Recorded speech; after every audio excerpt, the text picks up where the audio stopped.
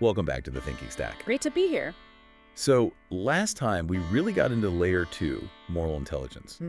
We talked about, that internal compass we all have, that sense of right and wrong. Yeah, the guilt factor too. Exactly. Guilt, judgment, and how these aren't just feelings. They're actually kind of programming our future experiences, creating feedback loops. And we flagged that tricky issue of using karma to blame people, which is, well, it's really a misuse. Karmic abuse, as we called it. Right. Which I think sets us up perfectly for today, layer 3. Layer 3.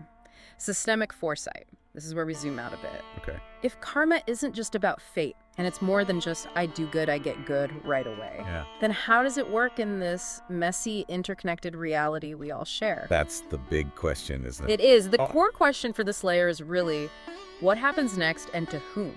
Okay, so shifting from the purely personal wiring to the bigger picture. Because let's be honest, most people hear karma and think Cosmic vending machine. yeah, exactly. Put in a good deed, get a prize, do something bad. Whim. Instant punishment, like a transaction. Right. Is that completely off base? Well, it's definitely an oversimplification. Hugely misleading, actually. Okay. There's even a term for it, moral capitalism with incense on top. It paints this picture of some cosmic judge keeping score. Which isn't really it. Not really, no. Karma's much more about dynamics, think flows, interactions. It's about patterns that emerge over time. And feedback loops, how things influence other things, often indirectly across time, space, emotions, relationships. It's complex. Patterns. Yeah. Okay, so an action I take today might not come straight back to me tomorrow. Not in a neat little package I can label reward or punishment. Precisely. The consequences are real, absolutely. Cause and effect is fundamental. Right. But the effects don't always follow a straight line back to the source. Not immediately, not always, obviously. No, it's not like A leads to B leads to C hitting me right now. Sometimes, yeah. But other times, it's more like you plant a seed over here, and maybe years down the line, something blooms way over there, maybe even in someone else's garden entirely. But doesn't that feel chaotic or, I don't know, unfair?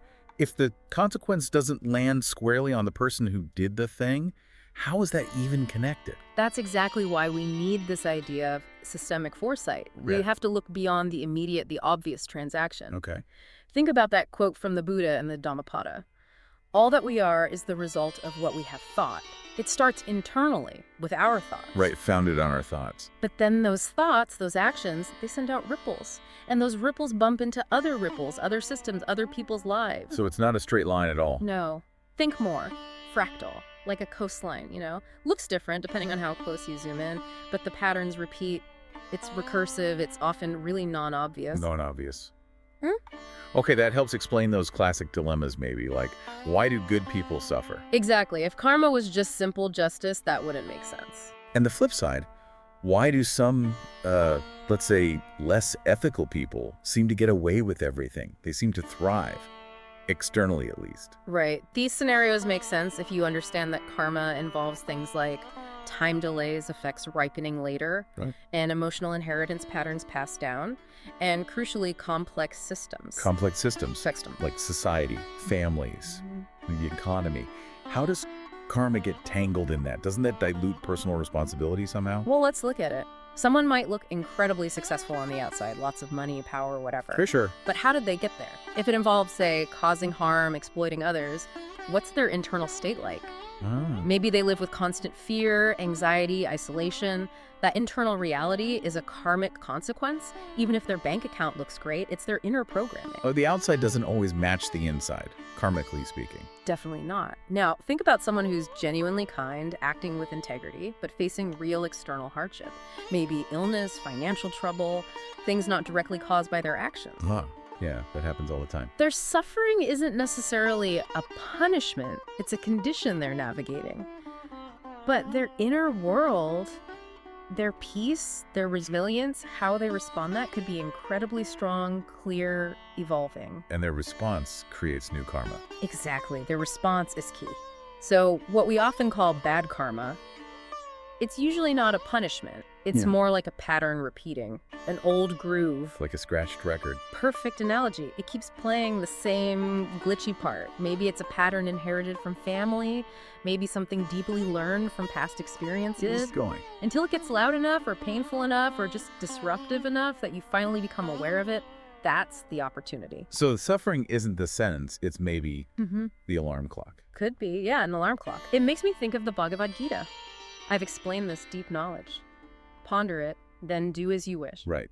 It implies agency. You understand the conditioning. Now what? It puts the ball in your court. It's not about fate. It's about understanding the programming and then choosing. Okay, but what about when someone does do something harmful? And crickets. Nothing bad seems to happen to them. Not right away anyway. Where's the feedback then? Yeah, that can seem like the system's broken, right? A little bit, yeah. But karma often doesn't work on our preferred schedule. It needs time to ripen. Ripen? Like fruit. Kind of. The consequences might take years, even decades, to fully manifest externally. Yeah. Or the impact might ripple through their relationships instead of hitting them directly. Or, and this is crucial, the consequence might arrive later as an internal shift. A change in their own awareness. Oh, so? As they grow, as they evolve ethically maybe, something they did years ago, which seemed fine then, suddenly hits them. Regret, dissonance, maybe even shame.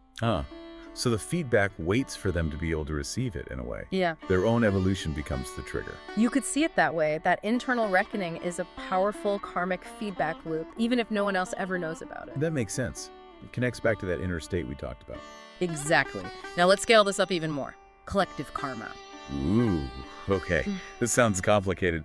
Like whole families, communities, even countries stuck in cycles. It is complex, but it's not about some mystical group punishment. It's more like systemic inheritance. Inheritance, like inheriting. Traumas, biases, economic loops that keep repeating, religious dogmas, gender roles that box people in. Wow. These things become cultural samskaras, deep-seated patterns embedded in the culture, passed down, shaping how whole groups think and act. So it's like the software everyone in that group is running. Pretty much.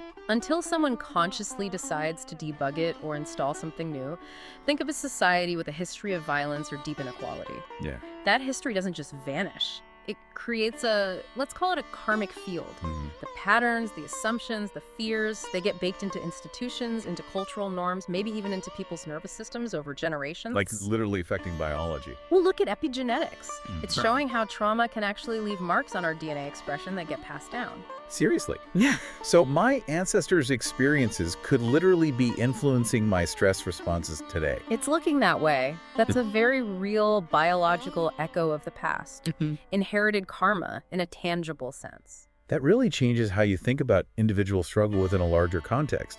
That pull yourself up by your bootstraps idea feels, well, inadequate. It definitely complicates it. It shows karma isn't just my stuff. It's interwoven with family, community, history, even biology. Right. And understanding this is crucial because this is where karma gets misused so often.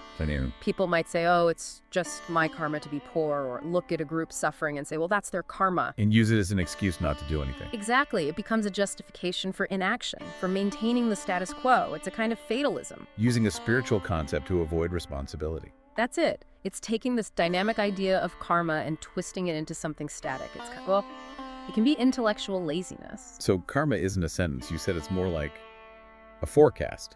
Yeah, a system forecast. Based on everything happening now, the actions, patterns, intentions, this is the likely direction. But forecasts can change. They can, if you change the variables, if you bring awareness, if you choose different actions, if you consciously practice new patterns. The predicted outcome shifts. It requires engagement. So the question isn't really, why me? Is this good or bad karma? Right. The more useful questions, the layer 3 questions, are things like, what's the pattern here? Okay. What belief or behavior is this situation reinforcing? And maybe the deepest one, what old wound or program is making this pattern feel so normal? Because the pattern is the message. The pattern is what karma reveals. And the pain, the difficulty, that's often the indicator light flashing. Pointing to the underlying programming that's causing the friction or suffering. Exactly. It's feedback on that deeper operating system you mentioned. So recognizing that pattern, that awareness, Yeah. that's the key to changing the forecast. That awareness is everything. It's the first step to disrupting the loop. Okay, so wrapping up layer 3. If karma isn't cosmic punishment, Definitely not. and it's not simple linear justice, Nope, and it's not fixed fate, not at all. then layer 3 shows us it's more like our unconscious loyalty to old programming, playing out systemically across time. That's a great way to put it. Unconscious loyalty to the past, repeating until we wake up and choose differently. So we shift the question from, what did I do to deserve this? Yeah, ditch that one. To something more like, what is this trying to show me that I haven't seen yet? Exactly, that puts you back in the driver's seat. It's about inquiry, not victimhood. It feels like moving from a child's view of reward and punishment to a more adult understanding of complex cause and effect and these deep patterns. That is the systemic foresight layer 3 aims for, understanding the interconnectedness, the non-obvious links, the inherited patterns. So we've seen how karma plays out systemically across time delays, collectively. We've covered a lot of ground, and it helps explain why bad things happen to good people isn't some flaw in karma, but maybe a flaw in our ability to perceive the whole system. Makes sense. So that brings us to the end of our look at systemic foresight. Where do we go next? Next time, we get really personal. We move from the systemic and conceptual to the deeply felt. Okay. Part 4 is titled, Karma Lives in Your Body. Whoa. Okay, so not just in our minds or actions, but physically. Physically. How these patterns, these histories, these karmic loops aren't just ideas, but are actually stored, held, and sometimes replayed within our own muscle tension, our breathing, our gut feelings, our very physiology. How our bodies hold the score, so to speak. Sounds intense. It is. We'll explore how the body remembers and carries these karmic imprints, often completely unconsciously. That's next time on The Thinking Stack.